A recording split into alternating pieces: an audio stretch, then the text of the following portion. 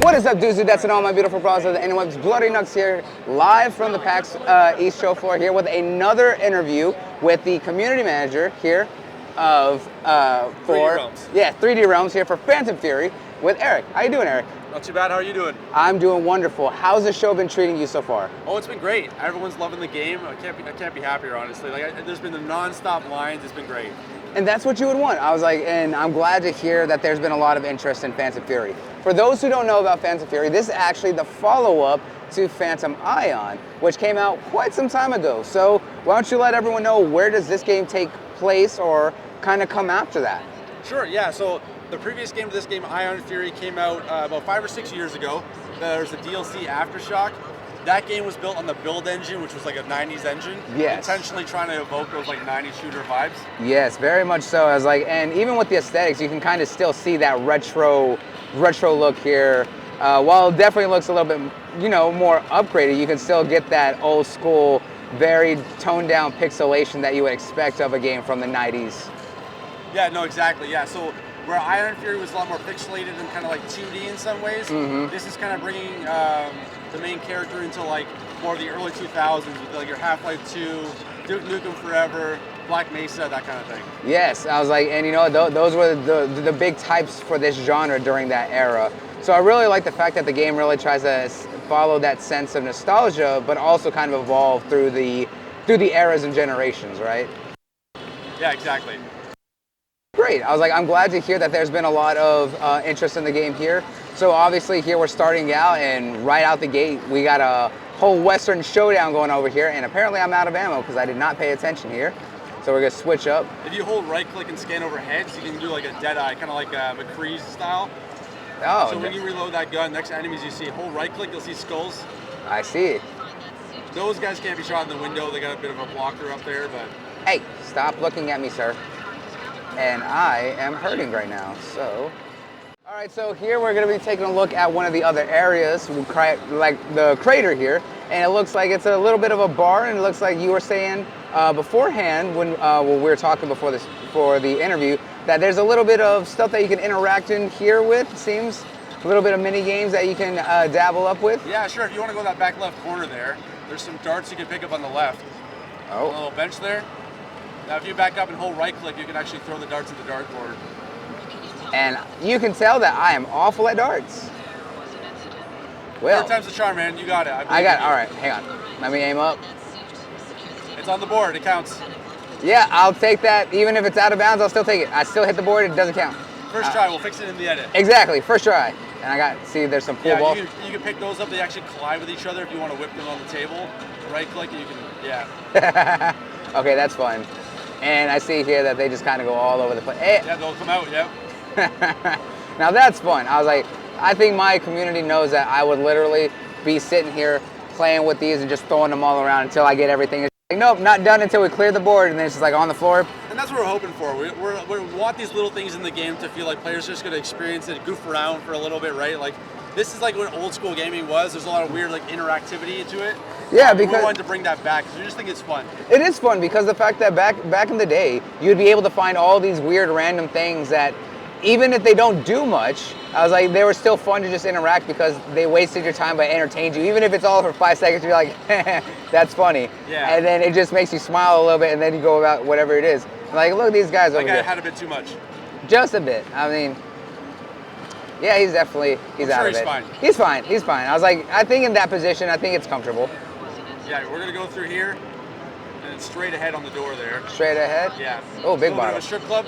Oh yeah. Very Duke Nukem-esque. Very Duke Nukem. I was like, if anyone played Duke Nukem, what was it? The first one back on the N64, I believe, is when they had the 3D? Yes. Oh yeah. That's when they had the strip club level, and I still remember that. Everyone found out that if you ended up being a little bit too messy and hurt the ladies, I was like, the pigs would come out and get you. Yeah, so something I want to point out, so you'll see a lot of picture frames around the bar here. Yes, I did notice. Those are all developers from the game. I had a feeling because a lot of devs and a lot of teams have fun with that, especially something like this. You're like, who is that? Well, they deserve the attention, man. Absolutely. They did a good job, yeah. If you want to backtrack to that room we were at, we actually got We'll get you a key, and then we'll get you shooting guns in the bar. It'll be a good time. All right, we all love a good bar shootout. I was like, I don't know about y'all, but I've been in quite a few myself. So, you I know, have so many questions. don't worry about it. I was just, it's one of those things that I'm here, and you know, whoever they may or may not be or not. So you have a key on the wall right behind you there. Aha. Yeah. Of Now, course. if you go back to the bar, you're gonna get your weapons. You're gonna be able to join the shootout. The cops are kind of running into a new enemy that popped in. Oh, all right. So, Pop over there. You got a shotgun on number 3. number 3. I see that. Good old shotty to the bodies. These guys are gonna pick up any like item with physics in the game, and they're just gonna throw it at you. Oh, Chairs, good. like barrels, whatever they find. I love that. I was like, nothing wrong with having enemies that do that, because it goes to show you. I was like, if these are the enemies that will carry and throw anything that can be found, hey, why are you shooting me? They're not your friends. Oh, well. You're a bit of a lone wolf. I was like, I was just drinking with you guys. Come on now. I was like, I thought we were better than that. I bought you a round. It was a round bottle to the head, but you know, it still counts. There we go. Now you don't have a head. Well. Yeah, you'll notice a lot of like the physics has improved from like, we had a demo like 7 or 8 months ago. Things are vastly improved, and now all the bodies like give all the different parts. The head pops off, the leg pops off. So you're actually able to dismember and actually see how the enemies will react to that. Exactly. That's always beautiful. I was like, that I think was a big thing for the team. They wanted to show like when you're shooting a guy, you want to know where you shot him and his legs are falling off. All right, so I know here's the key, so we're gonna use the E and then E on the door. Yeah. There you go. So you got to actually aim at the lock, not just be next to it to make sure you use that key. So a lot of very focused on, you got to actually aim at the areas that you're going to be using here to interact. Yeah, so if you want to pull out the lover boy here with the right click, you can scan a few enemies and let go. That's just good, yeah. Oh yes, that's lovely. Like you said, very McCree, very Western, as everyone would love here. Now you're going to find an explosive over here in this shipping container on your right. On my right, got it. So we're going to find that. Some supplies there. You can shoot those and break that will be health and ammo. There we go. There you go. And then right in that green light there. All right, so very, very heavy use of the environment and little aspects. So lighting to help kind of guide you in the right direction, so that way people kind of know. I was like, that's always nice. I was like, the small environmental keys without having to point it out to you directly is always wonderful. Exactly. Now, with this going on here, you said that you had a demo a couple months ago here. Is the demo for Phantom Fury currently, for this current build, out available, or when are y'all potentially planning to have a demo? No, so we went with not having a demo, and part of that is just like the dev resources needed to make a demo separate from the game. It would have taken resources away from actually finalizing the game, right? So we thought that was more important, and we wanted to showcase the game in its best light at PAX. So this build you're playing is like vastly improved from the game 8 months ago. All right. You have a bionic punch here. If you hit F. F, all right. Yeah. Perfect. You can use that on enemies too. All right, well, if anyone knows me, I was like, I have what we call the stupid finger, so mouse and keyboard is not my friend. So having to figure that out is gonna be like, okay, well, let's test it. Exactly. There we go.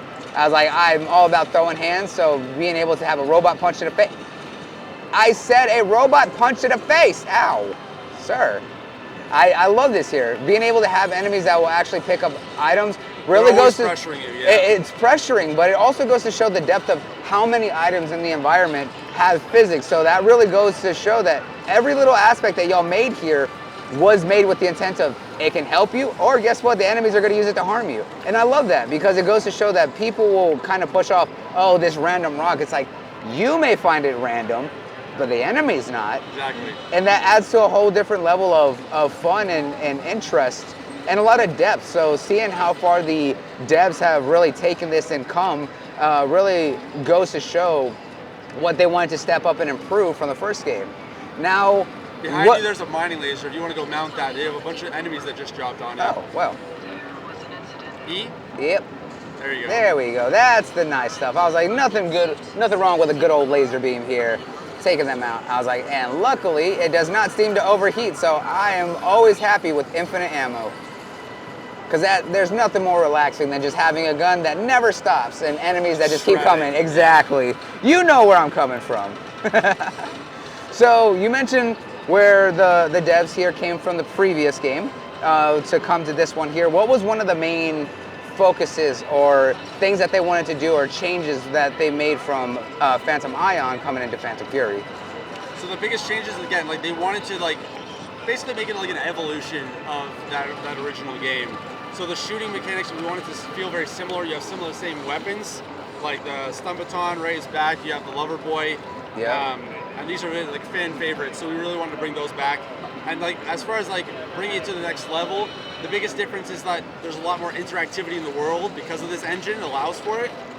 You're gonna have more set pieces. You're gonna have more cutscenes. So there's a bit more of a plot to this game than there was in previous games. We want to make Shelly more of a character, right? So yeah, not just a face and just something that you just put self-insert, right? Yeah, for the most part, Shelly used to just like say one-liners, right? So here she has more dialogue along with the other characters. Nothing wrong with that. I was like, I always appreciate a good one-liner, just like I appreciate a good pun. I was like, if you give me one-line and puns, I was like, that's even better. Like, so now you're gonna backtrack, and there's gonna be a lift that brings you up there. All right, so we gotta do a little backtracking. See that our area is blocked off here.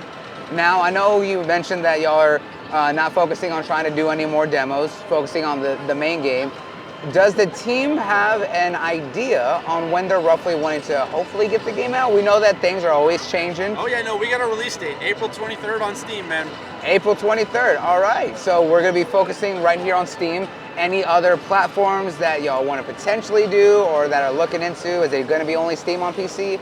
Nope, so April 23rd on Steam, and Phantom Fury will also be releasing on PlayStation, Xbox, and Nintendo Switch later this year. All right.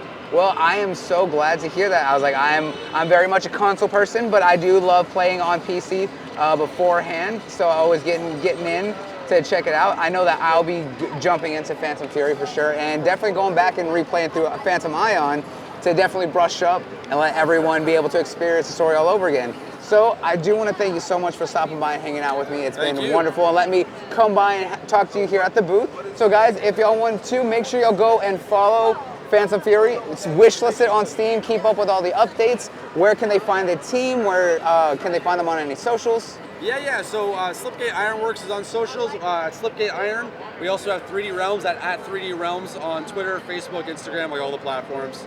And then yeah, wishlist the game if you're looking forward to it. It's coming out in a month. All right, there you go, guys. April 12th? 12th? April 23rd. 23rd. Okay, I was like, one of those numbers. April 23rd. We'll cut that out. April 23rd. Get your hands on the game. Make sure you whistle. Go show support to the team over at 3D Realms. It's been wonderful talking with you, Eric. Thank you. And it's been wonderful to be here with you guys. So if y'all want to, make sure y'all follow all the content coming live to y'all here on the channel. And make sure you follow the team over on their socials and give them all the love that they do. But until next time, guys, I'll see you then. Peace out and check you later. Keep me in your heart.